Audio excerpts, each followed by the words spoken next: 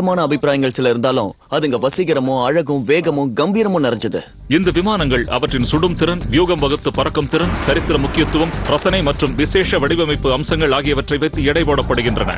இந்த தேடலில் எங்களுக்கு உதவி செய்ய அதிகம் விற்பனையாகும் ராணுவ புத்தகங்கள் எழுதும் டாம் கிளான்சி போன்ற வல்லுநர்கள் இருக்கிறார்கள். போர் விமானங்கிறது வானத்துல ஒரு குறிப்பிட்ட பகுதியை தன் கட்டுப்பாட்டுக்குள்ள வச்சுக்கிட்டு எதிரி அந்த பகுதிக்குள்ள வரவிடாம தடுக்கிறது. விமானியும் விமானங்கள் சேகரிப்பாளருமான கெர்மட் வீக்ஸ், போர் விமானம் எதுவா இருந்தாலும் அதோட விமானி அந்த விமானத்தோட அங்கமாவே மாறிடுறாரு.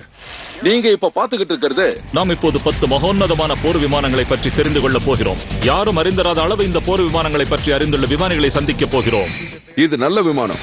நவீன போர் விமானம் ஒன்றின் காக்பிட்டில் உங்களை அமர வைக்க போகிறோம். 99% அறுவை, 1% அதிபயங்கரம். ஆகாய யுத்தம் எப்படி இருக்கும் என்று காட்டப் போகிறோம். முன்னால கிழக்கு திசையில வருது. அந்த நிலையை அடைஞ்சவங்க நிச்சயமா கடவுள் தான். எல்லாவற்றையும் கேட்டு பார்த்து முடித்த பின்னர் இந்த விமானங்களில் எது எல்லாவற்றிலும் தலை சிறந்தது என்பதை நீங்கள் தெரிந்து கொள்வீர்கள். கிரேட்டஸ்ட் எவர் ஃபைட்டர்களில் 10ஆம் இடத்தில் உள்ளதுடன் நாம் துவங்குவோம். பாக்தாதில் 1991ஆம் ஆண்டு இந்த விமானம் நட்சத்திர அந்தஸ்தை அடைந்தது. அதற்கு காரணம் எதிரியின் ரேடாரால் கண்டுபிடிக்க முடியாதபடி இருந்த இதன் தனிப்பட்ட திறன்தான்.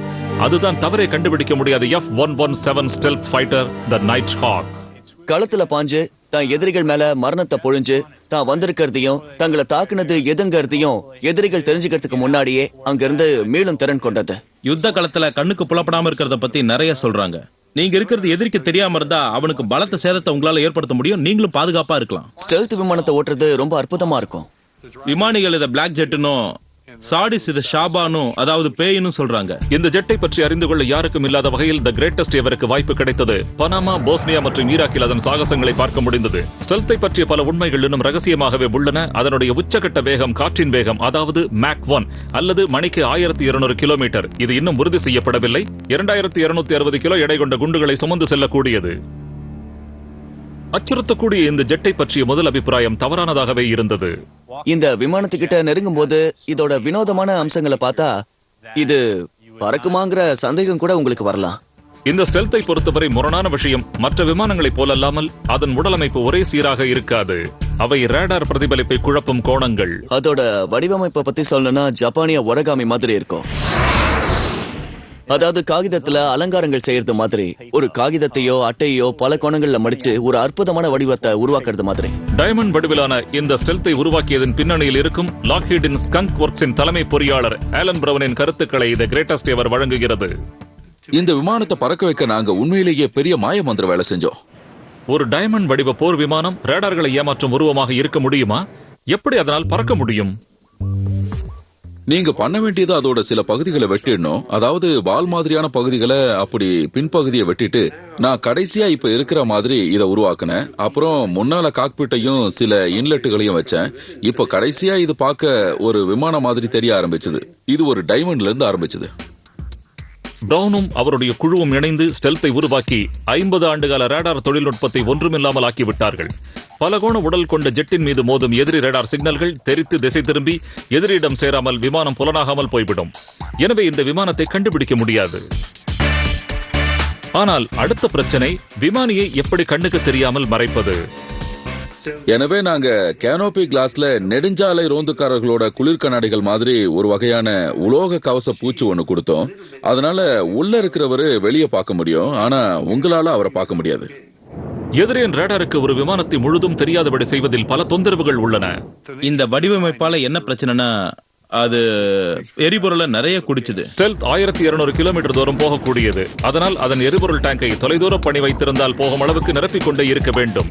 இந்த யுத்த விமானத்தின் எரிபொருள் செலவு மட்டுமே இதன் வடிவத்தின் காரணமாக ஏற்படும் இடைஞ்சல் அல்ல, மோசமான பருவநிலையும் இதை பாதிக்கும். அதனால எந்த மாதிரியான பருவநிலையில நம்ம பறக்கணுங்கிறதுல ஜாக்கிரதையா இருக்கிறத விட எப்பவும் தெளிவான வானத்துல பறக்கிற மாதிரி பாத்துக்கணும். இந்த அற்புதமான நைட் ஹாக் சுலபமாக ஓடும், ஒளியும். ஆனால் ஆச்சரியப்படத்தக்க வகையில் அதனால் வான்வெளியில் சண்டையிட முடியாது என்பது கிரேட்டஸ்ட் எவரில் இதை சேர்ப்பதை சர்ச்சைக்குரியதாக்கிவிட்டது. அது ஒரு போர் விமானம் இல்ல, குண்டு விமானம். அது குண்டு வீசும். எனக்கு தெரிஞ்ச வரைக்கும் ஏவுகணைகளையோ பீரங்கிகளையோ எடுத்துட்டு போக வேண்டாம். அப்படி என்றால் ஏன் ஸ்டெல்த்தை அமெரிக்க விமானப்படை யுத்த விமான ரகத்தில் சேர்த்தது? இந்த விமானத்தோட பறக்கும் வியூகங்கள் ஒரு போர் விமானம் மாதிரியே இருக்கும். அதனால ஒரு போர் விமானத்துக்கான இலக்கணத்தை ஒருத்தர் சுயமா தீர்மானிச்சுக்கிறது ரொம்ப அவசியம். தி கிரேட்டஸ்ட் எவரை பொறுத்தவரை ஒரு உண்மையான போர் விமானம் மற்ற போர் விமானங்களுடன் கலக்க முடிய வேண்டும். வெறுமனே குண்டு வீசினால் போதாது. ஆகவே ஸ்டெல்த்திற்கு நமது கிரேட்டஸ்ட் எவர் போர் விமானங்கள் வரிசையில் 10ஆம் இடம் கிடைத்துள்ளது.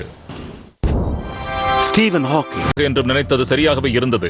இந்த அதிகப்படியான இறக்கை விமானத்தை அதிக உயரத்திற்கு வேகமாக கொண்டு செல்ல உதவியது. இந்த 3வது இறக்கைகளோட அவசியமே இந்த விமானம் சுலபமா எழும்ப உதவுறதுக்கும் ஆகாயத்துல சுலபமா ஏத்த முடியறதுக்கும் தான். வான்வெளி யுத்தம்ன்றது அடிப்படையா உங்களால அதிக உயரத்துக்கு வேகமா எதிரிக்கு மேல போகக்கூடிய திறன் ரெண்டும் இருந்தா நீங்க அந்த வேகத்தை பயன்படுத்தி கீழே இறங்கி தாக்கிட்டு மேல போயிடலாம். மறுபடியும் இதே செய்யலாம்.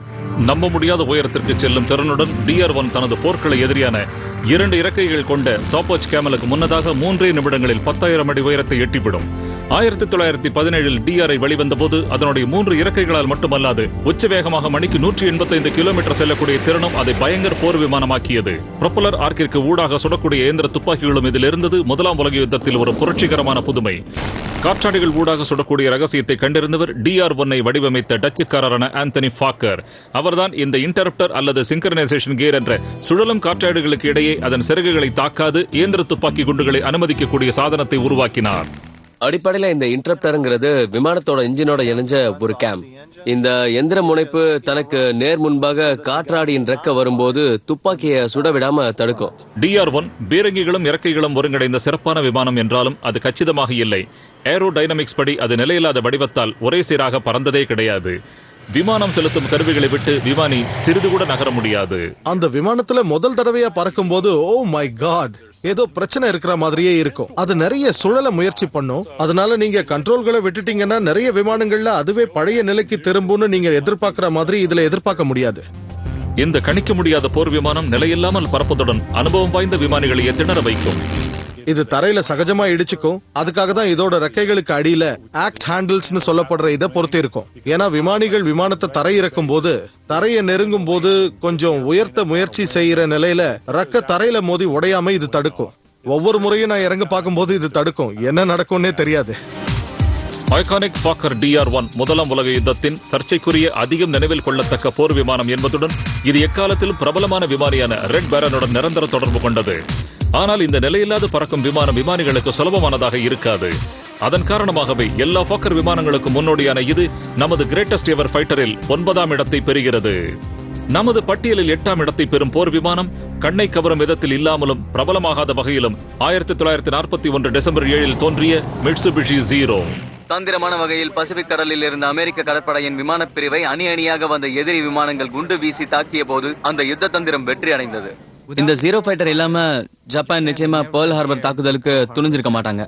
அந்த அளவு கொடுமையான தாக்குதலை அமெரிக்கா பார்த்தது அதுவே முதல் முறை. அதுவும் பெரிய இடியாக இருந்தது.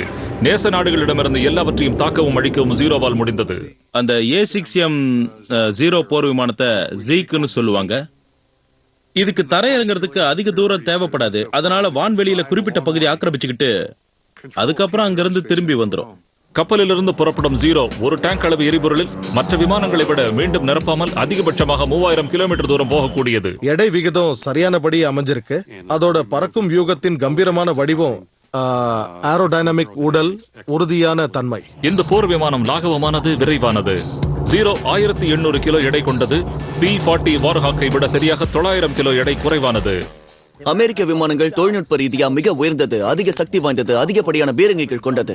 விமானிகளும் அநேகமா சாதுரியமாவும் திறமையாவும் இருந்தாலும் இந்த சின்ன ஜப்பான் போர் விமானம் அதோட எல்லா பலகீனங்களையும் மீறி அப்படியே திரும்பி சுத்தி அமெரிக்க விமானங்களோட வால்பகுதியை சதைச்சிடும். ஜீரோவிற்கு அதன் போட்டி விமானங்களை விட 2 மடங்கு செங்குத்தாக நிமிடத்திற்கு 1300 மீட்டர் மேலேறும் பிரமிக்கத்தக்க திறன் உண்டு. ஒரு வான்வெளி தாக்குதல்ல நேருக்கு நேர் மோதல்ங்கிறது மிக மிக கடுமையான போரா இருக்கும். 1942 அலாஸ்காவில் ஒரு ஜீரோ விமானத்தை சேதமில்லாமல் கைப்பற்றும் அதிர்ஷ்டம் அமெரிக்காவிற்கு கிடைக்கும் வரை அந்த விமானம் ஒரு மர்மமாகவே இருந்தது. அமெரிக்கா தன்னோட சோதனை விமானிகளையும் போர் விமானிகளையும் அந்த விமானத்தை ஓட்ட வச்சாங்க. தீவிர பரிசீலனைகள் ஜீரோவின் ரகசியத்தை வெளிப்படுத்தின. அந்த விமானத்தின் எடை குறைவான கட்டமைப்பு அதனால் 660 கிலோமீட்டருக்கு மேல் வேகத்தை தாக்குப்பிடிக்க முடியவில்லை. அதற்கு மேல் சென்றால் விமானமே உடைய ஆரம்பித்துவிடும். அவங்களோட எதிரி. அதனால என்ன செய்ய முடியாதுன்னு தெரிஞ்சா எங்களால அதை சுலபமா ஜெயிக்க முடியும். அமெரிக்க விமானங்களை விட இதுங்களால ரொம்ப உயரம் போக முடியும். ஆனா டைவ் அடிக்க முடியாது. ஏன்னா இதுங்க எடை ரொம்ப குறைவு. அமெரிக்க யுத்த தந்திரம் எளிமையானது. அவர்களின் விமானங்கள் அதிக வேகமானவை. அவை வான்வெளியில் நேரடி மோதலுக்கு வராமல் தாக்கிவிட்டு ஓடும் தந்திரத்தை மட்டுமே கையாண்டன. அவங்களால அந்த அளவுக்கு உயரத்துக்கு போய் அங்கிருந்து டைவ் அடிச்சு ஜீரோக்களை தாக்கிட்டு மறுபடியும் மேல போக முடியுமா? அமெரிக்க பரிசோதனைகளில் ஜீரோவின் பாதுகாப்பு அமைப்பில் ஓர் குறையை கண்டார்கள். பாதுகாப்பே இல்லை என்பதுதான் அது. அது லாவகமாக பறக்கும் விமானமானாலும் விமானிக்கு பாதுகாப்பில்லை. ஜீரோ விமானம் எந்த அளவு பலகீனமானது என்பதை காண கிரேட்டஸ்ட் எவர் சில கடுமையான துப்பாக்கி சூடு நடத்தி அதன் விமானி பாதுகாப்பை சோதனையில் ஆழ்த்தியது. அமெரிக்க 2ஆம் உலக யுத்த விமானிகளின் பின்பகுதி கனமான கவசத்தகட்டால் பாதுகாக்கப்பட்டது. அது சுடுறத நிறுத்திட்டதை நீங்க பார்க்கலாம். விமானத்துக்குள்ள உலோக துணுக்குகளை நீங்க பார்க்கலாம். அது விமானிக்கு சிறிய அளவுல தான் பாதிப்பை ஏற்படுத்தும், ஆனா இது பாதுகாப்பு கொடுக்கும். அந்த அளவுக்கு கனமானது. ஜீரோ விமானிக்கு பாதுகாப்பும் பூஜ்ஜியம்தான். இந்த மெல்லிய அலுமினிய தகடுதான் ஒரு ஜீரோ விமானியையும் மரணத்தையும் பிரிக்கின்றது. 4 ரவுண்டுங்க தான், அதுங்க தோலையே தொலைச்சிட்டு போயிடும். பாருங்க, இது ரொம்ப தீவிரமா விமானியோட உடலுக்குள்ளே போயிடும். ஆனால் ஜீரோ விமானிகள் பாதுகாப்பின்மையை ஒரு பொருட்டாக கருதியதில்லை. யுத்தத்தின் பின்பகுதியில கூட ஜீரோ விமானிகள் அந்த கவச தகடையோ இல்ல விமானத்தோட எடைய அதிகரிக்க கூடியதையோ அவங்க விரும்பல. அதோட அவங்க தத்துவம் தெரிஞ்சது தானே, கொல்வது இல்ல கொல்லப்படுவது. யுத்தத்தின் முடிவை நெருங்குகையில் ஜீரோக்கள் பறக்கும் வெடிகுண்டுகளாக மாறின. பத்திரமாக தரையிறங்க வேண்டிய அவசியமே தேவைப்படவில்லை. ஒரு மரணப்பொறியா மாற பல ஜீரோக்கள் காமக்காசிகளா, அதாவது தற்கொலை கருவியா அழிந்தன. விமானத்தோட நல்ல பயன்பாடு அது இல்ல.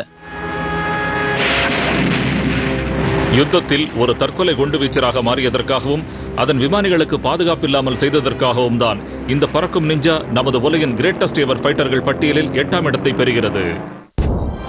ஸ்டீவன் ஹாக்கிங் உலகின் ஹெலிகாப்டர் போல மேலெழும்பி போர் விமானத்தை போல பறக்கக்கூடியது. அதுதான் ஹாரியர் ஜம்ப் ஜெட். இது உண்மையிலேயே அட்டகாசமான விமானம். பொதுவா ஒரு ஜெட் விமானம் இறங்க 3050 மீட்டர் தேவை. இதை எந்த இடத்துல வேணாலும் இறக்க முடியும். இதுதான் இதை கிரேட்டஸ்ட் ஃபைட்டர்கள்ல ஒன்னா மாத்திருக்கு. நான் பார்த்ததுலயே அதிக இறைச்சல் போடுறது இதுதான். இது நல்ல விமானம் தான். இந்த விமானத்தை ராயல் நேவி, ராயல் ஏர்போர்ஸ், அமெரிக்க கடற்படையில நல்லா பயன்படுத்துறாங்க. 1960ஆம் ஆண்டு முதலில் பறக்க விடப்பட்ட ஹாரியர் சமீபத்திய வளைகுடா யுத்தம் வரை தனது சாகசங்களை செய்து வந்து கொண்டிருக்கிறது. அது போரிடும் விதம் முதலாக 1982 நடைபெற்ற பாக்லாந்து போரின் போதுதான் பொதுமக்களின் பார்வைக்கு கொண்டு வரப்பட்டது. பிரிட்டனின் கடற்படையைச் சேர்ந்த ஹாரியர் அர்ஜென்டினாவின் 24 ஜெட் விமானங்களை தங்களுக்கு ஒரு சேதமும் இல்லாமல் சுட்டு வீழ்த்தியது. The greatest ever RAF wing commander Tony ஹார்பரை அவர் யுத்தத்தின் போது பயன்படுத்திய அதே விமானத்துடன் இப்போது ஒன்று சேர வைத்துள்ளது. கடைசியா போல்க்லாந்து யுத்தத்துல பறந்த போது எப்படி இருந்ததோ அதே மாதிரி தான் இப்பவும் இருக்கு. எங்கெல்லாம் பெயிண்ட் இல்லையோ அதே இடங்கள்ல இப்பவும் இல்ல. இதை மறுபடியும் பார்த்ததுல சந்தோஷமா இருக்கு. டோனியின் மறக்க முடியாத பணி சிறைப்பட்டிருந்த இங்கிலாந்து பாராட்ரூப்பர்களை காப்பாற்றியதுதான். அது கூஸ் கிரீன் யுத்தத்தின் போது நடந்தது. பாராசூட் வீரர்கள் அர்ஜென்டினாவின் தற்காப்பு படையால வளைக்கப்பட்டிருந்தாங்க. அன்னைக்கு எதிரிகளோட பீரங்கி நிலைகள் மேல தாக்குதல் நடத்தி எங்க படையினரை மீட்கணும்னு எங்களுக்கு உத்தரவு.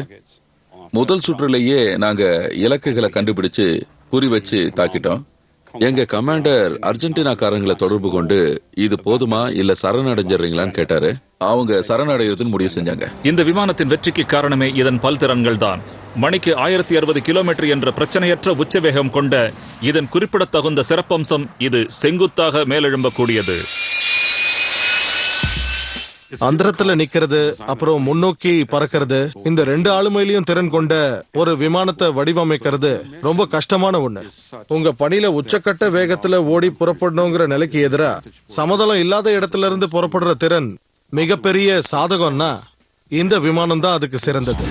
அது அந்தரத்தில் நிற்க முடிவது எதனால்? அதிக சக்தி வாய்ந்த ஒரு ரோல்ஸ் ராய்ஸ் ஜெட் என்ஜினும் வியப்பூட்டும் 10,000 கிலோ அளவு உந்தும் திறன் கொண்ட 4 சுழலும் நாசல்களும் ஒரு காற்றுப்படுகை இந்த ஜெட் விமானத்திற்கு கொடுத்துள்ளதால் இதனால் மேலும் கீழும் செங்குத்தாக சென்று வர முடிகிறது.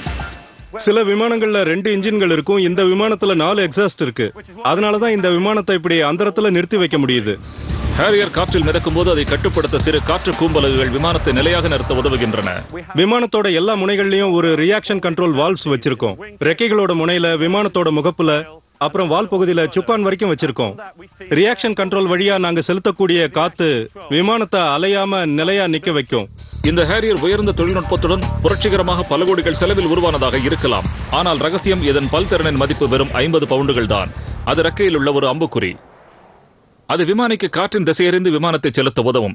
இந்த மெல்லிய அலுமினிய துண்டுதான் ஹாரியர் தரையிலிருந்து மேலெழும்பி அந்தரத்தில் மிதப்பதிலிருந்து முன்னோக்கி செல்லும் மிக சிக்கலான ஆபத்தான மாற்றம் தான் வாழ்வுக்கும் மரணத்திற்கும் இடையே உள்ள வேறுபாடு.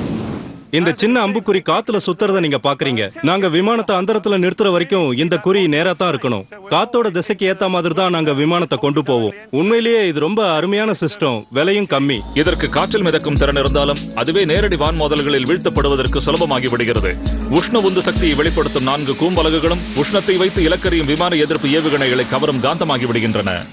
வெப்பத்தினால இலக்க கண்டுபிடிச்சு தாக்கக்கூடிய ஏவுகணைக்கு இதோட இன்ஜின் தான் அடையாளத்தை காட்டக்கூடிய உஷ்ணத்தை உருவாக்கும். இது ஒரு ஒத்த இன்ஜின் உள்ளது, அதனால அதோட இன்ஜின் தாக்கப்பட்டா பெரிய பிரச்சனை தான். சொன்ன மாதிரி ஒரு ஏவுகணை வந்து இது தாக்குச்சுன்னா, அதுலயும் குறிப்பா ஒரு நாசல் அடிபட்டு போயிடுச்சுன்னா இந்த விமானத்தால நிலையா பறக்க முடியாது. ஏன் மொத்தத்துல பறக்கவே முடியாது.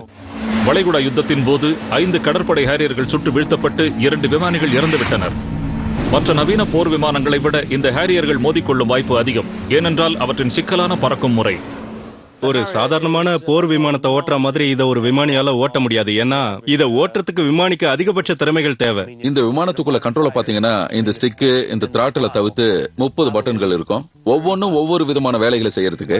நீங்க குழப்பம் இல்லாம எல்லா பட்டனையும் சரியா பார்த்து அழுத்தணும். தப்பா அழுத்திட்டீங்கன்னா பிரச்சனை தான். அதிக கட்டுப்பாடுகள் விமானிக்கு குழப்பத்தை ஏற்படுத்திவிடும். 1971 143 ஹேரியர்கள் விபத்துகளை சந்தித்துள்ளன. 45 கடற்படை வீரர்கள் வரை இறந்துள்ளனர். நீங்க எந்த பட்டன் அழுத்தினா எந்த லீவர் நகர போகுது, அதை எந்த நேரத்துக்கு செய்யணும், அதை எப்படி செய்யணும், இது எல்லாத்தையுமே நீங்க முறையா செய்யணும். அதுல ஏதாவது குழப்பம் இருந்து நீங்க தப்பான திசையில திருப்பிட்டீங்கன்னா அப்புறம் பிரச்சனை தான். புதுமையான ஹேரியர் ஜம்ஜெட் 10 கிரேட்டஸ்ட் எவர் ஃபைட்டர்கள் வரிசையில் தன் இடத்தை பெற்றுள்ளது. ஆனால் அதனுடைய விபத்துக்கள் எண்ணிக்கையும் விமானிக்கு அதை ஓட்டக்கூடிய சிரமமும் ஹேரியர் விமானத்திற்கு 7ஆம் இடத்தை மட்டுமே பெற்று தந்துள்ளது. 6ஆம் இடத்தில் உள்ளது கொரியன் வார் சூப்பர் ஸ்டாரும் 1ஆம் தலைமுறை ஜெட் போர் விமானங்களில் அநேகமாக மகத்தானதாக இருக்கக்கூடியதுமான ஸ்வெப்ட் விங் F-86 சேபர். என்னை பொறுத்த வரைக்கும் ஒரு போர் விமானத்துக்கு என்னென்ன தகுதியெல்லாம் இருக்கணுமோ அது எல்லாமே இந்த F-86 விமானத்துக்கு இருக்கு. பாக்குறதுக்கு வினோதமா இருக்கிற F-86 உண்மையிலேயே அற்புதமா தான் இருக்கு. சுறாமீன் மாதிரி ஒரு வாய், அதாவது அந்த வாய் எப்பவுமே திறந்திருக்கிற மாதிரி தான் இருக்கும். அதற்கான மிகப்பெரிய காரணம் அதனுடைய என்ஜினின் மிக முக்கியமான காற்றை உள்ளிழுக்கும் அமைப்பு. வான்வெளி சாகசம் நடத்தும் ஓய்வு பெற்ற போர் விமானியான டேல் ஸ்னாட்கிராஸை அவருடைய F-86 விமானத்தை ஓட்டும்படி கோருகிறது. Saber 86 Fox Romeos with you. அவர் அதை செலுத்தும் போது அதனுடைய பறக்கும் திறமைகளை நீங்கள் காணலாம். F-86 விமானத்துல இன்னைக்கு ஆகாயத்துல பறக்கிறது ரொம்ப நல்லா இருக்கு. கொரியா யுத்தத்தில் இந்த விமானம் ஒரு பிரமிக்கத்தக்க கௌரவத்தை பெற்றது. யுத்தம் முடியும் வரை தன்னுடன் ஒப்பிடக்கூடிய MiG-15 விமானங்களை தினந்தோறும் வீழ்த்தி வந்தது. அதனால் ஏஸ் மேக்கர் என்னும் பட்ட பெயரையும் பெற்றது. போரில் இந்த விமானம் எந்த அளவிற்கு சிறப்பாக செயல்படும் என்பதை அறிந்து கொள்ள கொரியன் F-86 யுத்த விமானியான ஜெனரல் பூட்ஸ் பிளஸேயை கிரேட்டஸ்ட் எவர் சந்திக்கிறது. 10 MiG விமானங்களை வீழ்த்தி அவருடைய WS-உடன். F-86 விமானத்துல ஒரு போர் விமானியா சேர்ந்தது என்னோட வாழ்க்கையிலேயே மறக்க முடியாத ஒரு தருணம். எனக்கு அந்த விமானத்தை ரொம்ப பிடிச்சிருக்கு. ரொம்ப அருமையான விமானம், நல்லா பறக்கும், நல்லா சுழண்டு திரும்பும். அதை ஓட்டுறதும் அதுல பறக்கிறதும் ரொம்ப சுகமான அனுபவங்கள். இந்த விமானத்தின் வினோதமான பின்புறம் திரும்பிய பின் ரெக்கைகள் அழகிற்காக உருவாக்கப்பட்டது அல்ல. உச்சகட்ட வேகமான மணிக்கு 1100 கிலோமீட்டர் வேகத்தில் நேராகவும் நிலையாகவும் பறப்பதற்காக உருவாக்கப்பட்டவை. அப்போதுதான் அந்த வேகத்தில் இறக்கைகள் பீத்துக் கொண்டு போகாமல் இருக்கும். இந்த இறக்கைகளின் வடிவமைப்பில் உள்ள ஒரு புரட்சிகரமான அம்சம் விமானத்தின் செயல்திறனை அதிகரிக்கும் விங் ஸ்லாட்ஸ். நீங்க இந்த ரெக்கைகளோட 2 பக்கமும் பாத்தீங்கன்னா இதுல ஒரு சின்ன இணைப்பு இருக்கும். இதை ஸ்லாட்ஸ்னு சொல்லுவோம். மெக்கானிக்கலா இதை நான் கண்ட்ரோல் பண்ணல, ஹைட்ராலிக்கலாவும் கண்ட்ரோல் பண்ணல. விமானம் முன்பக்கமா சரியும் போது இது பிரிஞ்சு முன்னால வெளியே வரும். விமானம் நிலைக்கு வந்த உடனே பின்பக்கம் உள்ள போயிடும். அது மட்டும் இல்லாம விமானம் மெதுவா கீழே இறங்கவும் உதவி செய்யும். நேருக்கு நேர் முதல்ல இந்த ஸ்லாட் ரொம்ப உதவியா இருக்கும். ரெக்கையோட பரப்பு அதிகரிச்சு ரொம்ப சுலபமா திரும்ப முடியும். அதனுடைய கச்சிதமான வேகத்திற்கான வடிவமைப்பால் சகாப்த விமானமான சக் ஈகருக்கு முன்னதாகவே இந்த விமானம் காற்று தடையை தாண்டி இருக்கக்கூடும் என்று கருதப்படுகிறது. இந்த F-86 விமானம் தான் சக் ஈகருக்கு முன்னாலேயே காற்று தடையை கடந்த விமானங்கிற மாதிரியான வதந்திகள் இங்க நிலவிக்கிட்டு இருக்கு. இந்த F-86 விமானம் காற்று தடையை தாண்டி பறந்தது. அது கீழே இறங்கும் போது அதோட வேகம் ரொம்ப அதிகமா இருக்கும். எங்களை இந்த விமான கண்காட்சிகள் நடத்துறதுக்கு கூப்பிடுவாங்க. அப்ப நாங்க கிட்டத்தட்ட 10ல இருந்து 12,000 மீட்டர் உயரத்துல பறந்துகிட்டு இருப்போம். அங்கிருந்து நாங்க அப்படியே கீழே வருவோம். அதாவது காற்றோட வேகத்தையும் தாண்டின வேகத்துல கீழே வருவோம். கட்டடத்தோட கண்ணாடிலாம் உடைஞ்சிரும். பின்புறம் வளைந்த ரெக்கைகள் பறக்கும் வியூகத்திறனை அளித்தாலும் அதன் சுடும் திறன்தான் அதை யுத்தத்தில் சிறந்ததாக காட்டுகிறது. சேபரில் 6 இயந்திர துப்பாக்கிகள் உள்ளன. மேலும் அது 8-12 சென்டிமீட்டர் ராக்கெட்டுகளையோ அல்லது 900 கிலோ வெடிகுண்டுகளையோ கொண்டு செல்ல முடியும்.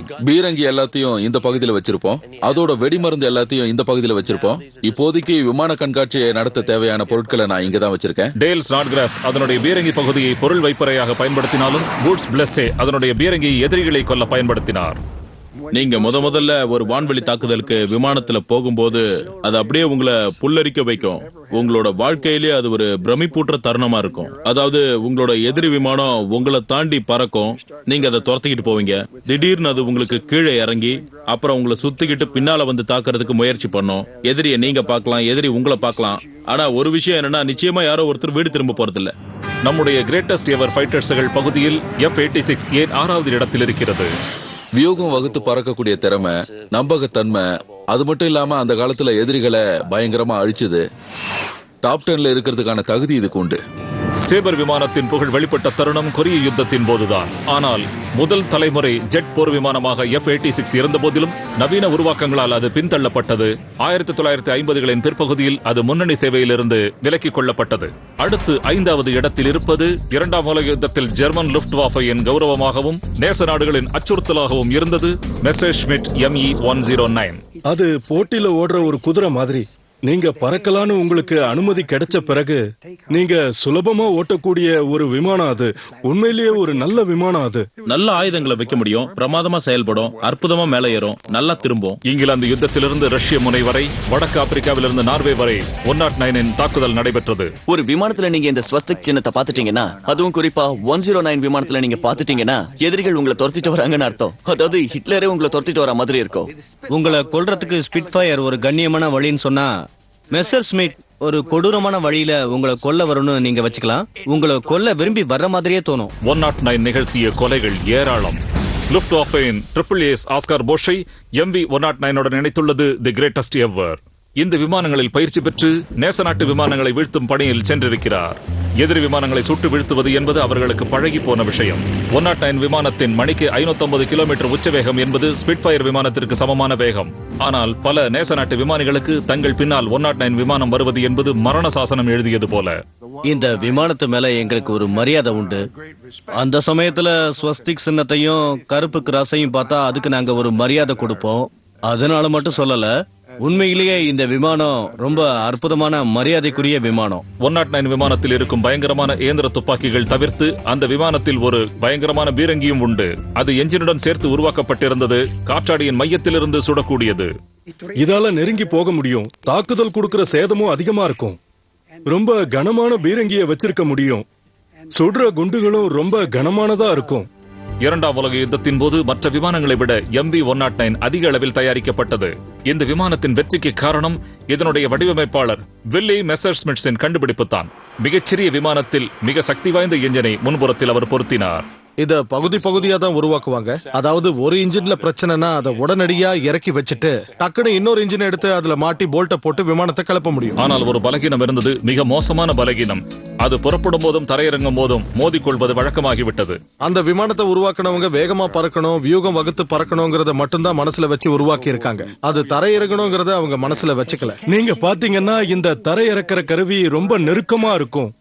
அதனால விமானத்தை கிளப்பும் போதும் தரை இறக்கும் போதும் உங்களோட கட்டுப்பாடு முறையா இருக்கணும். நீங்க ஒரு நல்ல விமானியா இருந்தா தான் இதை செய்ய முடியும். நீங்க என்ன செய்யணுங்கிறத புரிஞ்சு செஞ்சா தான் இது நடக்கும். 33,000 விமானங்களில் கிட்டத்தட்ட 1/3 பகுதி புறப்படும் பொழுதும் தரையிறங்கும் பொழுதும் விபத்துக்களை சந்தித்தன.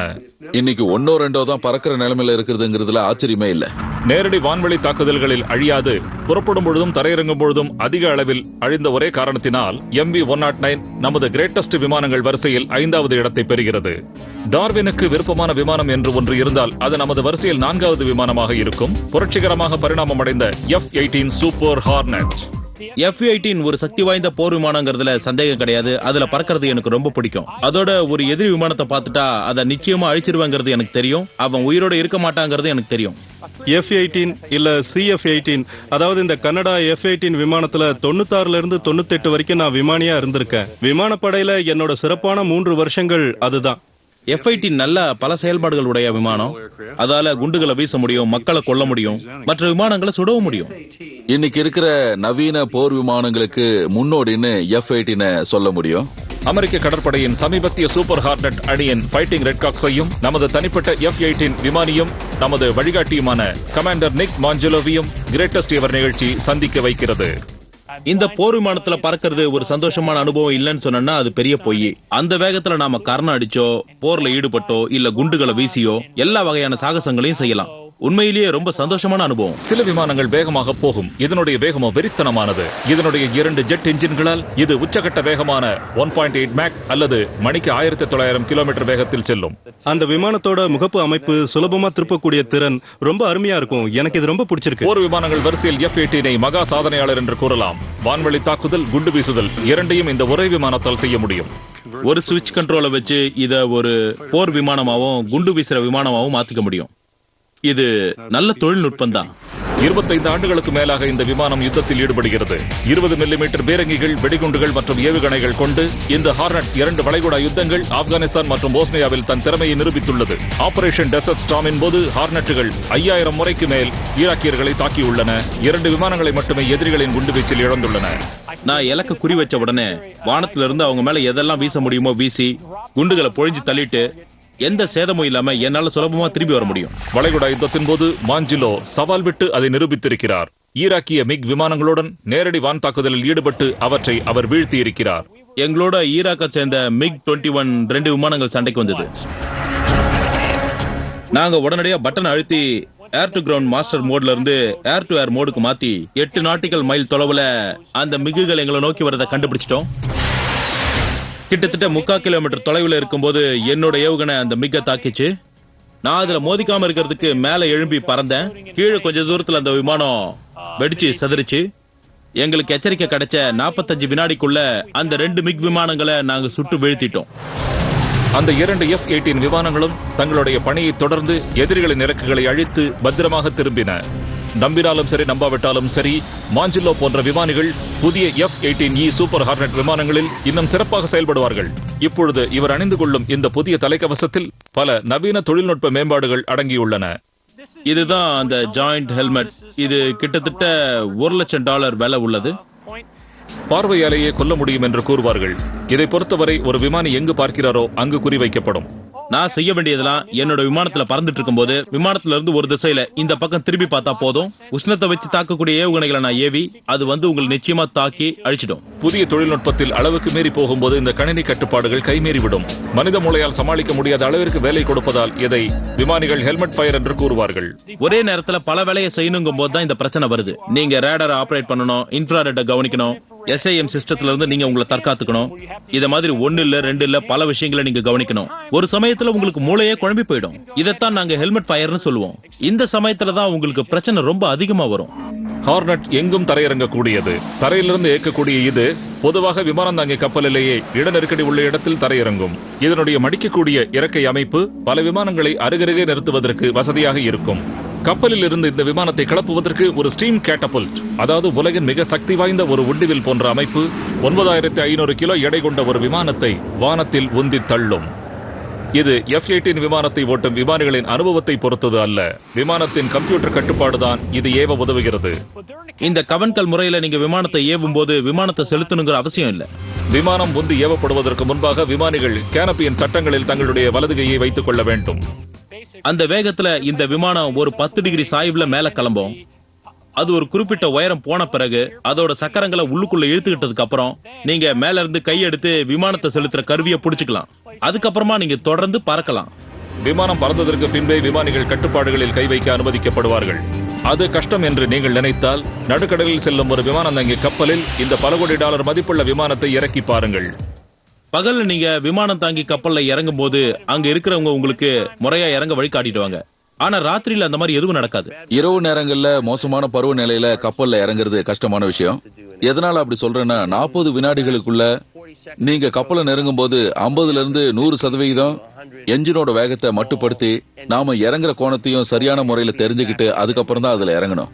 கப்பலின் தளத்தில் உள்ள ஒரு இரும்பு கம்பி விமானத்தின் வாலில் உள்ள ஒரு கொக்கியின் மீது மாட்டிக்கொள்ள இறங்கும் விமானம் நேரடியாக சென்ற கடலில் விழாமல் அது தடுத்துவிடும். நீங்க கப்பலை நெருங்கும் போது கிட்டத்தட்ட ஒரு 250 கிலோமீட்டர் வேகத்துல போயிட்டு இருப்பீங்க. அப்போ இந்த கொக்கியோட முனை சரியானபடி கேபிள்ல மாட்டணும். நீங்க உயரத்தை சரியா கணிச்சுக்கணும். ஒரு 10-15 சென்டிமீட்டர் வித்தியாசத்துக்குள்ள இருக்கணும். அந்த சமயம் நீங்க தரையிறங்கும் போது உங்களுக்கு கைகால் எல்லாமே நடுங்கிடும். கொஞ்சம் படபடப்பா தான் இருக்கும், கொஞ்சம் இல்ல நிறைய. நமது கிரேட்டஸ்ட் எவர் ஃபைட்டர்ஸ் நிகழ்ச்சியில் கணினி கட்டுப்பாடுகளும் அதிநவீன தொழில்நுட்பமும் கொண்ட ஹார்னட் 4ஆம் இடத்தை பெறுகிறது. ஏன்?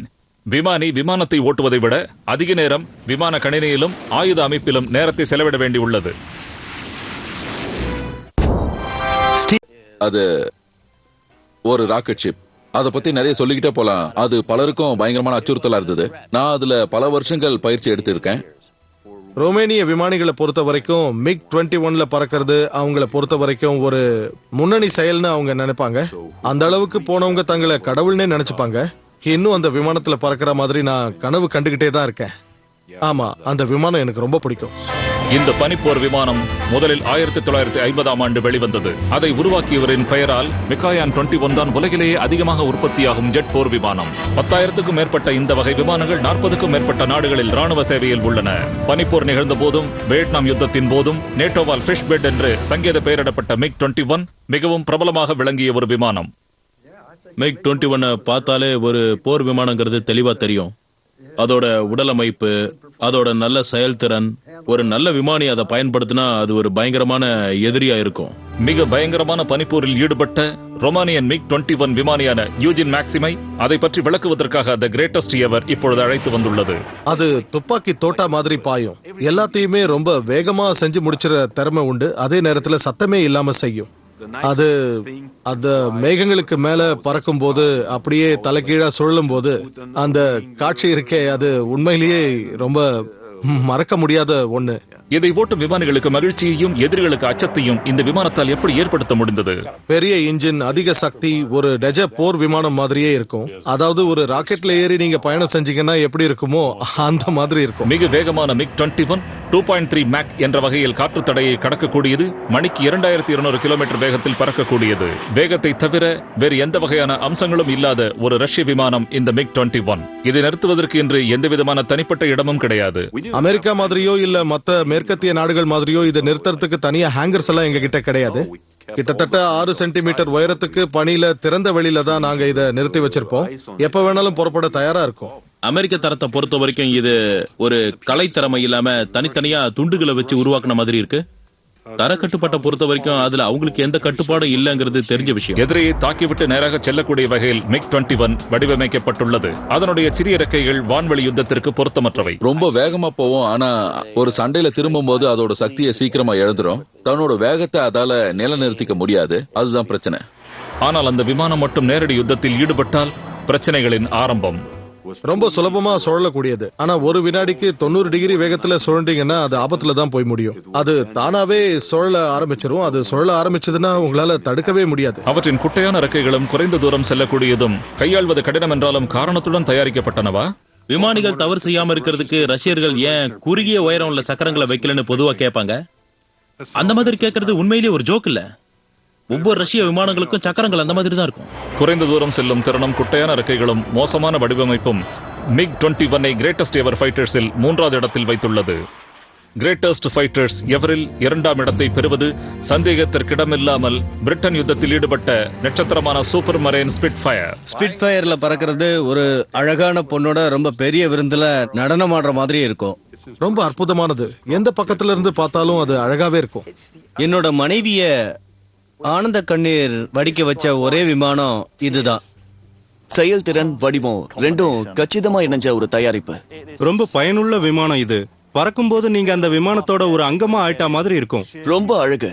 வானத்துல பறக்கும்போது ரொம்ப அற்புதமா இருக்கும். வானத்திலேயோ பூமியிலேயோ எங்க இருந்தாலும் அதை பார்க்கும்போது மனசு நிறைஞ்ச மாதிரி இருக்கும். இங்கிலாந்து யுத்தத்துல இந்த விமானங்கள் லுஃப்ட்வாஃப் விமானங்களை தரமட்டமாக்கிடுச்சு. அது பெரிய சாதனை. வான்வெளியில் நேருக்கு நேர் யுத்தத்தில் வல்லுநரான இந்த ஸ்பிட்ஃபயர் 1940 பிரிட்டன் யுத்தத்தின் போக்கையை திசை திருப்பியது. 8 இயந்திர துப்பாக்கிகளுடன் லுஃப்ட்வாஃப் போர் விமானங்களையும் குண்டுவீச்சு விமானங்களையும் வானத்திலேயே அழித்தது. ஆகாயத்தில் அதனுடைய ஆளுமை அதனுடைய இறக்கைகளை பொறுத்தே அமைந்துள்ளது. இந்த நீள்வடிவ இறக்கைகள் கீழிருந்து இந்த விமானத்தை அடையாளம் காணும்படியும் வானத்திலிருந்து அச்சுறுத்தக்கூடியதாகவும் அமைந்துள்ளது. இந்த அழகான இறக்கைகளின் வடிவமைப்புக்கு காரணம் பீரங்கிகள் இடம்பெறுவதற்கு. ரக்கைகள்லயும் அதிகப்படியான பீரங்கிகளை வைக்கணும்னு ஒரு அவசியம் வந்தபோது அதுக்கு இடம் கொடுக்கறதுக்காக ரக்கைகளை பெருசுபடுத்தணும். மையப்பகுதியை பெருசுபடுத்தினது மூலமா இந்த நீள்வட்டத்துல உருவான ரக்கைகள் ரொம்ப திறனோட செயல்பட உதவியா இருந்தது. இதனுடைய திறன் வாய்ந்த இறக்கைகளின் இன்னொரு சாதகமான அம்சம் விமானம் எழும்பவும் சுலபமாக திரும்பவும் முடிகிறது. இதனுடைய வினோதமான இறக்கைகளின் அமைப்பால் எதிரிகள் இது வருவதை காண முடியும். ஸ்பிட்ஃபயர் உண்மையிலேயே ரொம்ப அழகான விமானம் தான். ஆனா ஒரு யுத்தத்துல ஈடுபடும் போது அழகு மட்டுமே நமக்கு எந்த வகையிலையும் பயன்பட போறதில்ல. எதிரி நம்மள நெருங்கி வரும்போது அவனை தாக்கி அவனை வீழ்த்தணும். அதுதான் ஒரு விமானத்துக்கு ரொம்ப முக்கியமான தேவை. கனடாவைச் சேர்ந்த ஸ்பிட்ஃபயர் விமானியான லாய்ட் பெர்ரிமேன் ஜெர்மன் போர் விமானங்களை வீழ்த்தியதற்காக DFC அதாவது டிஸ்டிங்விஷ்டு ஃப்ளையிங் கிராஸ் விருதை பெற்றவர். கிரேட்டஸ்ட் எவர் அவரை விமான இருக்கையில் இப்பொழுது அமர்த்துகிறது. இந்த காக்பிட்டுக்குள்ள இந்த ஸ்பிட்ஃபயர் விமானத்துக்குள்ள வந்து உட்கார்றது எனக்கு 62 வருஷங்களுக்கு முன்னால உட்கார்ந்த அதே நினைவுகள் வருது. உண்மையிலேயே அற்புதமான மலரும் நினைவுகள், மறக்க முடியாத நினைவுகள் வேற. எங்கெல்ல பெரும்பாலும் பெரும்பாலானவங்களுக்கு அப்படியே கதவை திறந்து நேரா வீட்டுக்குள்ள போற மாதிரி தான் இந்த விமானத்துக்குள்ள ஏறி உட்கார்றது. இந்த விமானத்தை நாங்க ரொம்ப மதிச்சோம். எங்களுக்காக இந்த விமானங்கள் எந்த அளவுக்கு முடியுமோ அந்த அளவுக்கு உழைச்சிருக்கு. இந்த விமானத்தை இயக்குறது ரொம்ப சுலபமானது.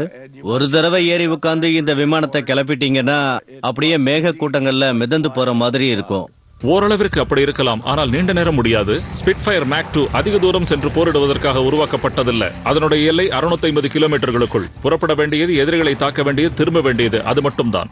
நீங்க இந்த மாதிரியான ஒரு சின்ன அம்சத்தை பெரிய குறைன்னு நினைச்சீங்கன்னா அந்த குறை இது கொஞ்ச தூரத்துக்கு மட்டும்தான் பறக்க முடியும்.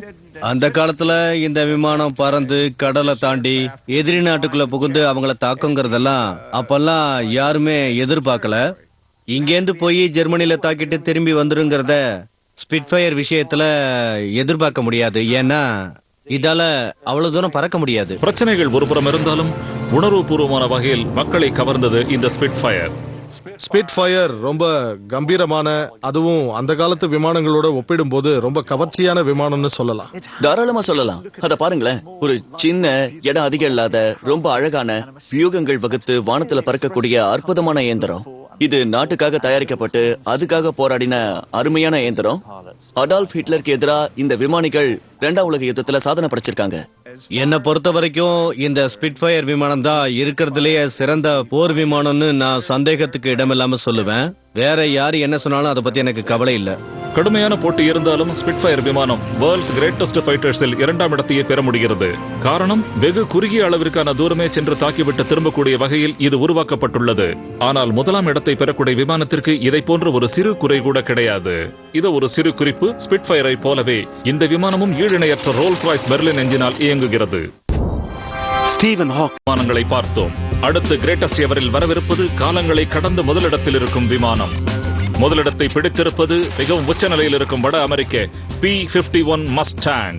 பல போர் விமானங்கள்ல பறக்கக்கூடிய வாய்ப்பு எனக்கு கிடைச்சிருக்கு. அதே மாதிரி நான் நிறைய சேகரிச்சும் வச்சிருக்கேன். அது எல்லாத்துலயும் மஸ்டாங் தான் உயர்வானதுன்னு நான் சொல்லுவேன். இதுக்கு நான் முதலிடம் தருவேன். ஏன்னா இது யுத்தத்துல என்னோட உயிரை காப்பாத்திருக்கு. ரொம்ப அழகான விமானம் இது.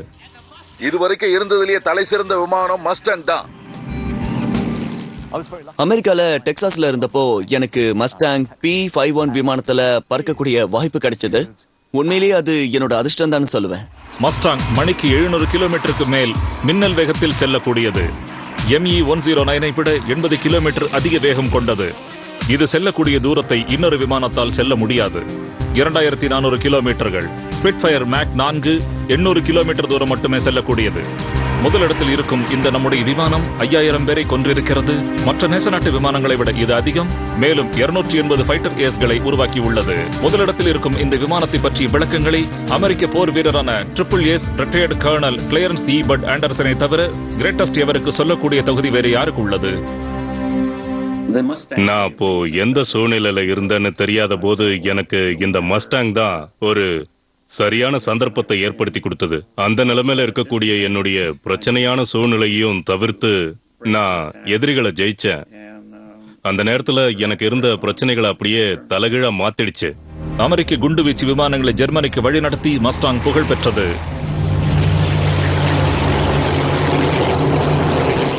லுஃப்ட்வாஃபோட தலைவர் ஹெர்மன் கியரிங் மஸ்டாங் விமானங்கள் குண்டுவீச்சு விமானங்களுக்கு பாதுகாப்பா வந்த போது யுத்தம் தோல்வியில முடிஞ்சிருச்சுன்னே சொல்லிட்டாரு. லுஃப்ட்வாஃப் முதலாளி ஹெர்மன் கோயரிங்கிலிருந்து ஜெர்மனி விமானிகள் வரை மஸ்டாங் தான் யுத்த முடிவின் ஆரம்பம் என்பதை அறிந்தார்கள்.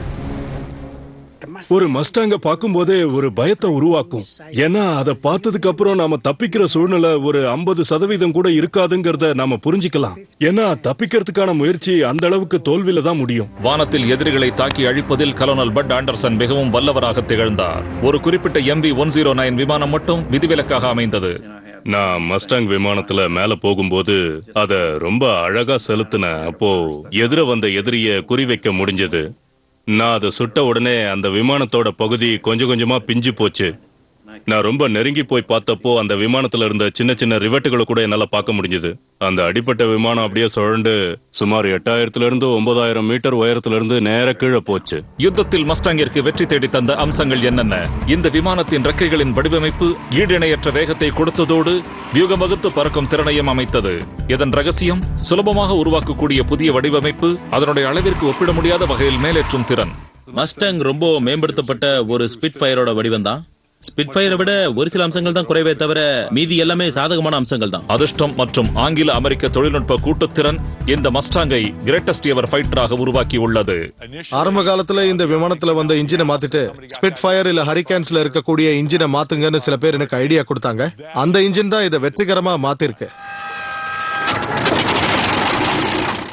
அமெரிக்காவுக்கும் இங்கிலாந்துக்கும் உள்ள நட்புறவை இந்த விமானம் வெளிப்படுத்தது. அட்லாண்டிக் கடலுக்கு குறுக்கே ரெக்கைகளை நீட்டி, அதாவது ஒருத்தருக்கு ஒருத்தர் கை குலுக்கிக்கிற மாதிரியான ஒரு யோசனை இது. சிறந்த விமானிகளுள் ஒருவரான அனுபவம் வாய்ந்த P-51 விமானியான எட் ஷிப்லியுடன் மஸ்டாங் மெர்லினில் பறக்கக்கூடிய சந்தர்ப்பத்தை இழக்க த கிரேட்டஸ்ட் எவர் தயாராக இல்லை. தினமும் இந்த விமானத்துல நாங்க பொதுமக்களை ஏத்திட்டு போறோம். அவங்க எல்லாருக்கும் இந்த விமானத்தை பத்தி சொல்லும் போது நீங்க ஒரு தேசிய நினைவு சின்னத்துல பயணம் பண்றீங்கன்னு சொல்லுவோம். அதாவது இதுக்கு பின்னணியில உள்ள சரித்திரத்தை கேட்டா உங்களுக்கு முதுகு தண்டெல்லாம் கூட சில்லிடுன்னு சொல்லுவோம். எந்த அளவிற்கு இந்த மஸ்டாங்கை நம்பலாம்? நான் 116 தடவை இந்த விமானத்துல பறந்திருக்கேன். கிட்டத்தட்ட 480 மணி நேரம் 20 நிமிஷங்கள் நான் யுத்தத்துல ஈடுபட்டிருக்கேன். நடுவுல எந்த பிரச்சனையும் வந்ததில்ல. இதுல தொழில்நுட்ப கோளாறோ இல்ல பருவநிலை கோளாறோ எந்த காரணத்துக்காகவும் நான் திரும்பி வந்ததில்ல. 21ஆம் நூற்றாண்டிலும் மிகவும் விரும்பத்தகுந்த விமானமாக மஸ்டாங் இருப்பதன் காரணம் 2ஆம் உலக யுத்தத்தில் அது பெற்ற வெற்றிகள் தான். இன்னைக்கும் போர் விமானிகள் ஓட்ட விரும்பக்கூடிய ஒரு விமானம்னு சொன்னா அது நிச்சயமா இந்த மஸ்டாங் விமானம் தான். நான் இப்போ இந்த இடத்துல உட்காந்து நான் எவ்வளவு பெரிய அதிர்ஷ்டக்காரன்னு யோசிச்சுக்கிட்டு இருக்கேன். ஏன்னா நீங்க தேர்ந்தெடுத்த 10 விமானங்கள்ல நான் 3 விமானங்களை ஓட்டியிருக்கேன். இந்த P-51 விமானத்தை ஓட்டுற வரைக்கும் எனக்கு உண்மையிலேயே அதிர்ஷ்டம் வந்ததா நான் நம்பவே இல்லை. நான் இது வரைக்கும் எத்தனையோ போர் விமானங்களை ஓட்டியிருக்கேன். அதாவது கோர்சேர்ஸ்ல இருந்து ஸ்பிட் ஃபயர்ஸ்ல இருந்து F-86 வரைக்கும். ஆனா என்ன பொறுத்த வரைக்கும் மஸ்டாங் தான் கிரேட்டஸ்ட் ஃபைட்டர்னு சொல்லுவேன். நான் இன்னைக்கும் மஸ்டாங் விமானத்தை ஓட்டுறேன். அதாவது சாதாரண மஸ்டாங் இல்ல. நான் 2ஆம் உலக யுத்தத்துல பயன்படுத்தின என்னோட ஓல்டு க்ரூ மாதிரி பெயிண்ட் பண்ணதுல எல்லாரும் என்ன கேட்பாங்க, இதை நீங்க ஓட்டுறதுல உங்களுக்கு சந்தோஷமானு கேட்பாங்க. யார பார்த்து நீங்க என்ன கேள்வி கேட்கறீங்கன்னு நான் அவங்கள திருப்பி கேட்பேன். 60 ஆண்டுகளுக்கு முன்பாக முதலில் பறந்த இந்த P-51 மஸ்டாங் விமானம் தனது தொழில்நுட்ப திறனாலும் தாக்கும் திறனாலும் உலக விமான வரலாற்றில் ஒரு இடத்தை பெற்று கிரேட்டஸ்ட் எவர் ஃபைட்டராக விளங்குகிறது. மஸ்டாங் ஒரு அற்புதமான விமானம். இது மகத்தானதுங்கிறதுல சந்தேகமே இல்லை.